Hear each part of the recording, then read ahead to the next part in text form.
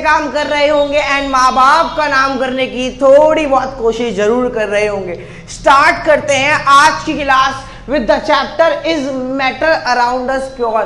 क्या हमारे आसपास के मैटर प्योर हैं? चेक करते हैं। अभी तक हम इतना जान चुके हैं कि मैटर किसे बोलते हैं, अभी तक हम इतना जान चुके हैं कि मैटर किसे बोलते हैं। इस पूरी दुनिया में, इस पूरे ब्रह्मांड में वो कोई भी चीज, वो कोई भी ऑब्जेक्ट, वो कोई भी वस्तु जो कुछ बाहर है, जिसका कुछ वजन है एंड जो कुछ जगह घेर रही है, उसे हम बोलते हैं मैटर। ठीक, अब मैटर भैया दो तरीके के होते हैं, या तो कोई मैटर प्योर होगा या तो कोई मैटर इम्प्योर होगा। चैप्टर का नाम पूछा है भैया क्या मैटर प्योर है हमारे आसपास के, तो कैसे चेक करेंगे कि प्योर कौन है और इम्प्योर कौन है।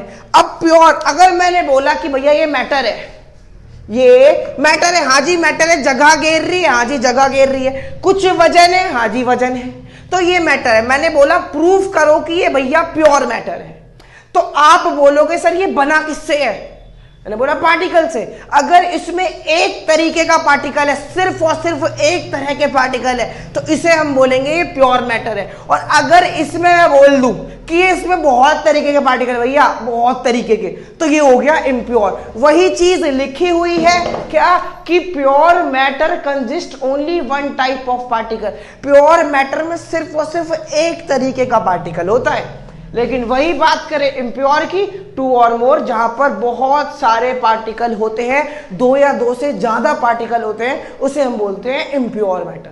ठीक, अगली बात, प्योर भी दो तरीके का होता है, एक एलिमेंट और एक कंपाउंड। प्योर भी दो कंडीशन में हो सकता है, या तो एलिमेंट होगा या कंपाउंड होगा। अब एलिमेंट क्या होता है? जो सिर्फ एक तरीके के एटम से मिलकर बनता है। एटम क्या है आराम से पूरे चैप्टर में डिटेल में जानेंगे, आगे है इतना डिटेल, अभी रुक जाओ। ठीक, तो elements are substance which are composed of only one type of atom. जो एक तरीके के एटम से मिलकर बनता है उसे बोलते हैं एलिमेंट। जो कई तरह के एलिमेंट जब आपस में जुड़ते हैं, एक तरीके के एलिमेंट जब आपस में जुड़ते हैं, तो उसे बोलते हैं कंपाउंड। फॉर्म्ड फ्रॉम टू और मोर एलिमेंट्स। कोई दिक्कत, कोई परेशानी? यहां तक एलिमेंट किसे बोलते हैं, कंपाउंड किसे बोलते हैं? एलिमेंट जो एक तरीके के एटम से मिलकर बनता है, एंड कंपाउंड जो कई सारे एलिमेंट से मिलकर बनता है। अगली बात, इम्प्योर, अगर वो चीज में बहुत सारे पार्टिकल है तो भैया वो एक तरीके का होगा मिक्सचर। मिक्सचर किसे बोलते हैं? घर पे खाया है क्या हमने आलू भुजिया को कभी मिक्सचर बोला है? नहीं। कभी हमने बस चिप्स को मिक्सचर बोला है? नहीं। क्या हमने बस कुरकुरे मिक्सचर बोला है? नहीं। एक बाजार में नमकीन आती है हॉट मिक्स नाम की, उसको हम बोलते हैं मिक्सचर, या फिर नवरत्न नाम की, तो उसे हम क्यों बोलते हैं मिक्सचर? वाई? क्योंकि उसमें बहुत सारी नमकीन मिली हुई है। तो जब कई सारे पार्टिकल होंगे तो मिक्सचर ही तो बोलेंगे, तो भैया मिक्सचर ही तो बोला है। अब इम्प्योर केस में दो मिक्सचर होते हैं। अब मिक्सचर भी फर्दर दो कैटेगरी के होते हैं, चेक करते हैं कौन कौन से। Homogeneous mixture and heterogeneous mixture. एक होता है होमोजीनियस मिक्सचर, एक होता है हेट्रोजीनियस मिक्सचर। वो मिक्सचर जो आपस में कंप्लीटली मिक्स है उसे बोलेंगे होमोजीनियस। वो मिक्सचर जो आपस में कंप्लीटली मिक्स नहीं है उसे आराम से देखा जा सकता है, that is called heterogeneous. For example इसका आप ले लो भैया, होमोजीनियस में सॉल्ट प्लस वाटर, एंड इसका आप ले लो आप सैंड यानी मिट्टी एंड पानी। फॉर एग्जाम्पल कैसे करके देखेंगे, अभी चलते हैं प्रैक्टिकल की ओर। तो अब मेरे पास है भैया एक गिलास, दूसरा गिलास एंड एक चम्मच। मैं क्या करूंगा, इसमें दारू डाल दूंगा, नहीं यार पानी डाल दूंगा। इस गिलास में पानी डाल दिया और थोड़ा सा मैंने इस गिलास में भी पानी डाल दिया, राइट। अब इन दोनों गिलासों में क्या है भैया? पानी है, ठीक है। अब फॉर एग्जाम्पल एक गिलास में, याद रखना गिलास 1 में मैं डाल रहा हूं 1 चम्मच नमक डाल दिया। अब मैं इसे मिला दूंगा, मिला दिया, ठीक है। अब दूसरे गिलास में मैं डाल दूंगा 1 चम्मच, जो हमने एग्जाम्पल लिया था सैंड, राइट। 1 चम्मच मिट्टी डाल दी। हाँ भाई मम्मी से मान लगेगी, गिलास घर के हैं, ठीक। और मैंने मिला दिया।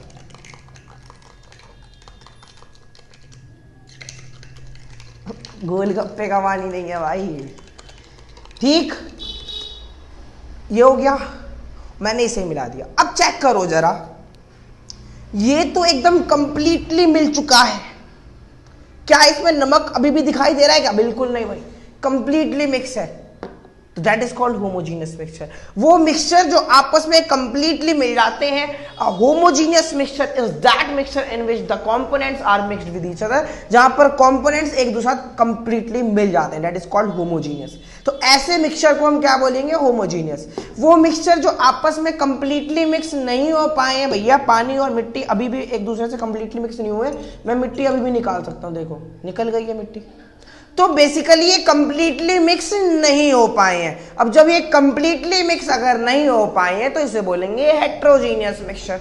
कोई दिक्कत, कोई परेशानी होती है तो अभी भी नीचे कमेंट सेक्शन में आप यूज करो, मैं बताऊंगा आंसर आपको, ठीक है। तो चलते हैं अब दोबारा चैप्टर की तरफ, चलो।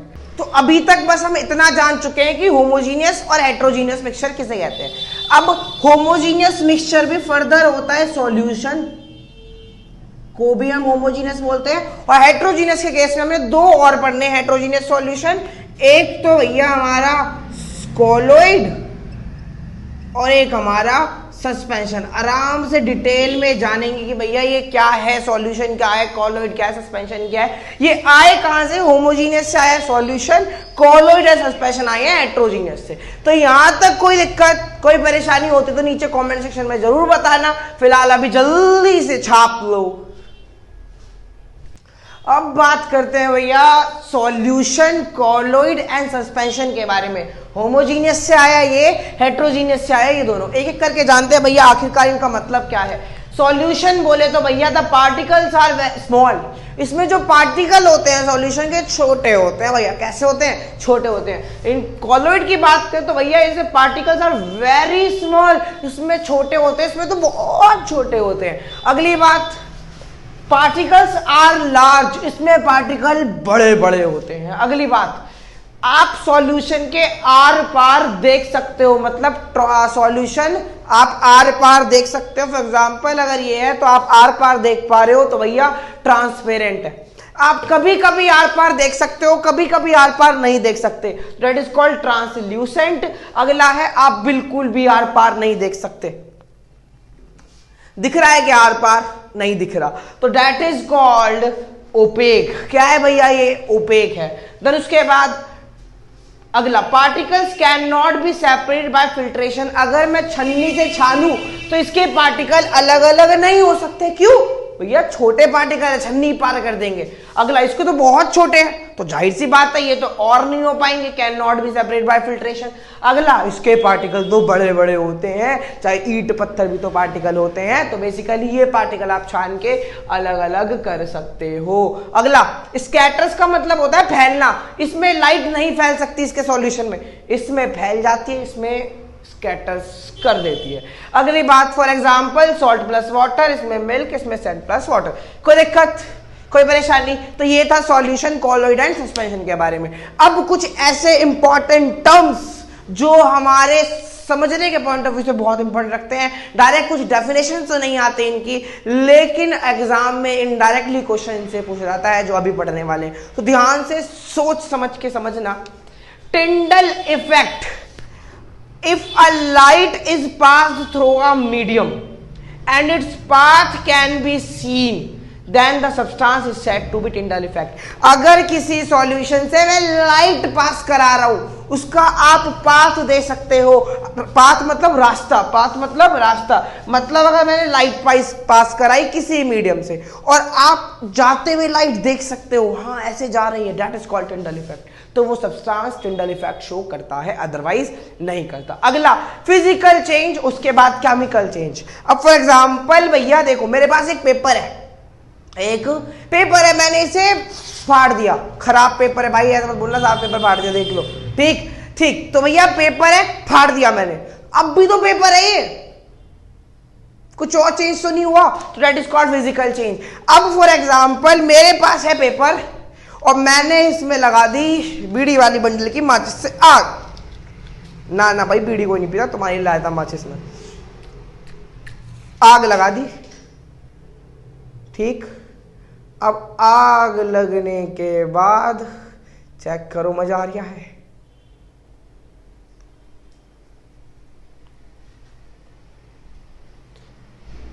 अभी चेक करना, देखो क्या हुआ भैया, ये राख बन गई, मतलब कुछ नई चीज बन गई। अब अगर नई चीज बन गई तो उसे बोलेंगे केमिकल चेंज। जब हमने कुछ फाड़ा, कुछ कर दिया और वो करने के बाद भी वो वही चीज है अभी भी, that is called physical change. कुछ अगर नई चीज बन जाती है, कुछ अगर नई चीज बन जाती है तो उसे बोलेंगे हम केमिकल चेंज। अब पढ़ते हैं, in a physical change no new substance are formed. इस चेंज में कोई नया सब्सटेंस नहीं बनता, लेकिन केमिकल चेंज में ऑलवेज अकम्पनीड बाय वन और मोर, कुछ ना कुछ सब्सटेंस नया बनता ही बनता है। यहां तक बात क्लियर हो गई। फिजिकल चेंज जब कोई नया सब्सटेंस नहीं बने, केमिकल चेंज जब कोई नया सब्सटेंस बन जाए। कोई दिक्कत, कोई परेशानी, कोई समस्या होती है यहां तक तो बताना जरूर। फॉर एग्जाम्पल, अगर खीरा कटने के बाद भी खीरा है तो भैया वो फिजिकल चेंज है। खीरा जलने के बाद वो कुछ और बन जाता है तो that is called chemical change. यहां तक बात क्लियर हो गई। अगली बात, सॉल्यूट एंड सॉल्वेंट की बात करते हैं। फॉर एग्जाम्पल, मेरे पास एक ग्लास, क्योंकि भैया देखो समझते हैं तभी चीजें हमारी कॉन्सेप्ट क्लियर होगी। मैं याद करवा दूं, रट्टा मरवा दूं तो वो कोई काम चीज नहीं है। ठीक, ये डाल दिया मैंने इसके अंदर पानी,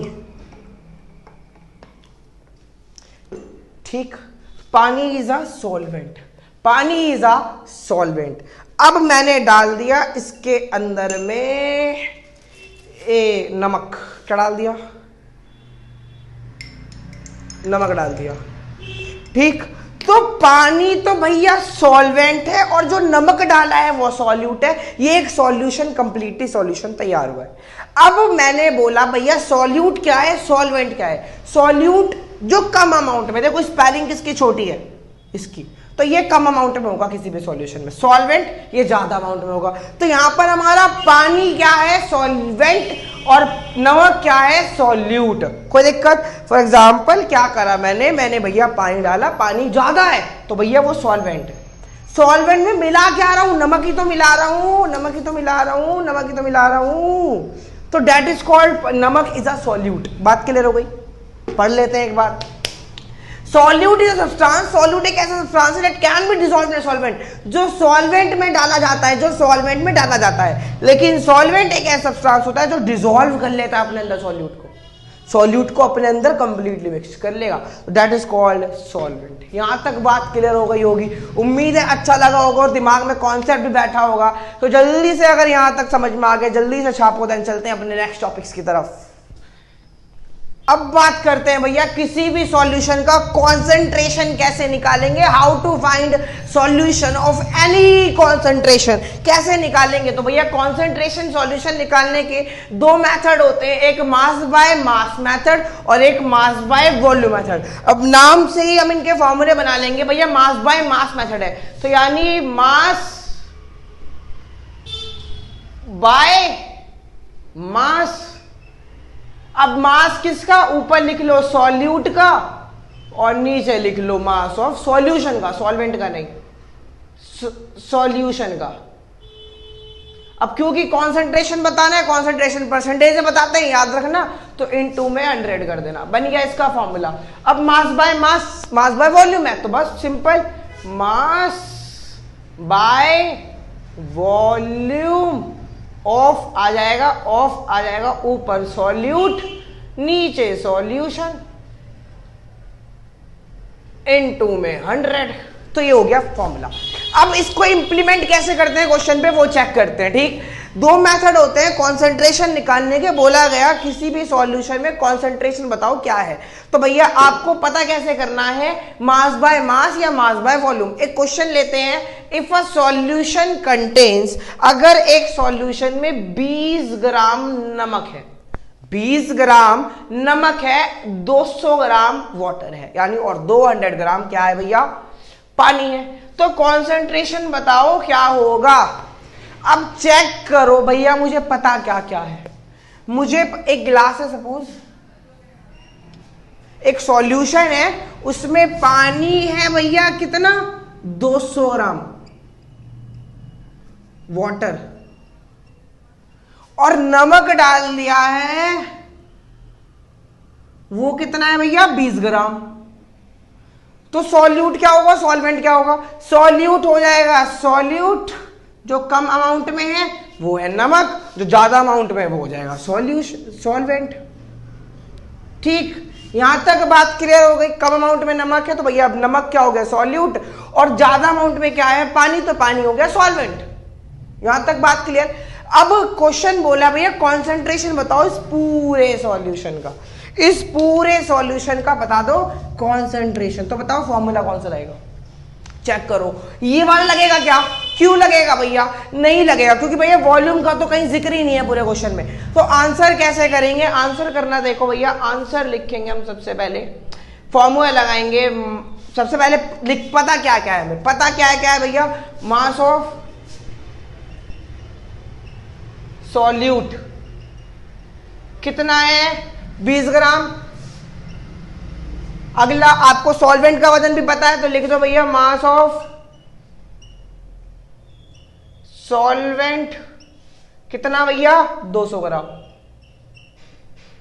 ठीक, अब दो चीज पता है आपको, कॉन्सेंट्रेशन बताना है, इस वाले मेथड से निकालेंगे, मास बाय मास मेथड इनटू में ऊपर sorry mass of solute and mass of solution, writing में फोकस मत करना भाई लोग, इनटू 100। यहां तक कोई दिक्कत। अब अगर हमने ये कर लिया देन उसके बाद अब क्या, बस वैल्यू पुटअप करो। मास ऑफ सॉल्यूट कितना है 20 ग्राम, मास ऑफ सॉल्यूशन कितना है 200 ग्राम। नहीं 200 ग्राम क्यों होगा, 200 ग्राम क्यों होगा भैया, सॉल्यूट का वजन है 20 ग्राम, बोल रखा है सॉल्यूशन इस पूरे घोल का वजन कितना है 20 ग्राम, ये 220 सही पकड़े, 220 ग्राम हो गया हमारा क्या सॉल्यूशन का वजन, इनटू में 100 कर लो, बस सॉल्व करो, आंसर निकालो, जो भी आंसर आया परसेंटेज लगा देना। तो इतना कॉन्सेंट्रेशन आ गया। यहां तक कोई दिक्कत, कैसे करा दोबारा से सुन लो एक बार कि भैया सॉल्यूट का वजन इतना है, सॉल्वेंट का वजन इतना है, मास बाय मास मेथड लगाया, मास ऑफ सॉल्यूट अपन में मास ऑफ सॉल्यूशन इनटू में 100, मास ऑफ सॉल्यूट लिख दिया भैया कितना है 20 ग्राम, सॉल्यूशन का वजन कितना है, इस पूरे का वजन कितना है भैया, इस पूरे में क्या है नमक और पानी, नमक 20 है 200 पानी है, तो 200 और 20 220, तो 220 नीचे लिख दिया इनटू में 100, सॉल्व करना आंसर आ जाएगा। यहां तक कोई दिक्कत, जो भी आंसर आए परसेंटेज बता देना और बोल देना भैया इतना कॉन्सेंट्रेशन है इस सॉल्यूशन के अंदर में। कोई दिक्कत कोई परेशानी होती है तो जल्दी से कमेंट सेक्शन भर डालो, मैं आंसर दूंगा आप लोगों के। अभी फिलहाल यहां तक जल्दी से छाप लो। अब बात करते हैं भैया कैसे किन दो चीजों को अलग अलग किया जाता है या करते हैं या किसको बोलते क्या है, वेरियस सेपरेशन प्रोसेस, यानी बहुत चीजों को अलग अलग करने के वो तरीके कौन कौन से हैं। सबसे पहला फिल्ट्रेशन। फिल्ट्रेशन क्या होता है, filtration refers to the separate two और more particles which different in physical properties. जो चीजें दिखने में अलग अलग हैं उनको अलग आपको करना है, तो एक मेथड आपको साइंस की दुनिया ने दिया है, दैट इज कॉल्ड फिल्ट्रेशन। कैसे करते हैं वो नहीं जानना, वो 11th-12th की बातें हैं, बस बोलते क्या है बस ये सुनना 9th-10th के हिसाब से। देन उसके बाद magnetic separation. Magnetic separation refers to separate magnetic particles from non magnetic particles. कभी छोटे छोटे बच्चों को देखा है या बड़े बड़े लोगों को भी देखा होगा आजकल, अपने नाली के पास नाली वाले जो होते हैं एक रस्सी में चुंबक डुबा देते हैं, उसमें नाली में डालते हैं और नाली में डालने के बाद क्या मिलता है, पैसा मिलता है। तो मतलब नॉन मैग्नेटिक जो चुंबक वाली नाली नहीं है उससे कुछ ऐसी चीज निकाल देना जिसमें चुंबक प्रेजेंट है, उस चीज को बोलते हैं मैग्नेटिक सेपरेशन। नॉन मैग्नेट से मैग्नेट निकाल लेना, यानी चुंबक जो नहीं है उससे चुंबक निकाल लेना, that is called magnetic separation. Sublimation भैया, सब्लिमेशन रेफर्स टू सेपरेट, अलग अलग करना सब्लिमेटरी पार्टिकल और नॉन सब्लिमेटरी पार्टिकल को अलग अलग। जब भी हम इस दुनिया में सब्लिमेटरी और नॉन सब्लिमेटरी पार्टिकल को अलग अलग कर देते हैं उसे बोलते हैं सब्लिमेशन। अगला सेपरेटिंग फनल। सेपरेटिंग फनल का मतलब क्या होता है, separating funnel refers to separate two और more immiscible liquids. Immiscible liquids वो लिक्विड्स होते हैं जो आपस में कंप्लीटली मिक्स नहीं हो पाए हैं। इमिसिबल लिक्विड्स वो लिक्विड होते हैं जो आपस में कंप्लीटली मिक्स नहीं हो पाई है तो उसे बोलते हैं। अब जब उन लिक्विड्स को आप अलग अलग कर रहे हो जो आपस में कंप्लीटली मिक्स नहीं हो पाई है तो उसे बोलते हैं सेपरेटिंग फनल। देन उसके बाद इवापोरेशन, आपका मेरा सबका फेवरेट, चैप्टर नंबर 1 में आराम से डिटेल में पढ़ रखा है। अगला क्रिस्टलाइजेशन। क्रिस्टलाइजेशन क्या होता है भैया? Crystallization refers to obtaining pure चीजों में से इम्प्योर चीजों में से प्योर चीजों को निकाल लेते हैं तो उसे बोलते हैं हम क्रिस्टलाइजेशन। इम्प्योर चीजों से प्योर चीज निकाल लेंगे तो बोलेंगे क्रिस्टलाइजेशन। अगला डिस्टिलेशन किसे बोलते हैं? डिस्टिलेशन का मतलब क्या? Distillation refers to the process of separating two और मोर मिक्सिबल लिक्विड्स। मिक्सिबल जो आपस में मिक्स हो रखे हैं, पूरी तरीके से आपस में कंप्लीटली मिक्स हो रखे हैं, उनको अलग अलग करना है तो डिस्टिलेशन। कंफ्यूज नहीं होना, इसमें वो लिक्विड्स जो आपस में मिक्स नहीं हो रखे हैं उन्हें अलग करना है तो सेपरेटिंग फनल, जो आपस में मिक्स हो रखे हैं उन्हें अलग करोगे तो डिस्टिलेशन। अगला है फ्रैक्शनल डिस्टिलेशन।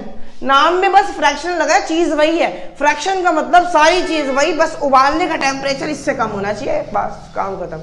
अगला chromatography. Chromatography refers to separate solutes that can be dissolved in a solvent. अगर किसी सॉल्वेंट में 2 या 2 से ज्यादा सॉल्यूट रखे गए हैं, उनको आप निकालोगे, नींबू को निकाल लो, पानी, नमक को निकाल लो पानी से, तो दैट इज कॉल्ड क्रोमेटोग्राफी। यानी एक सॉल्वेंट में से कई सारे सॉल्यूट जब हम निकालते हैं तो उसे बोलते हैं क्रोमेटोग्राफी।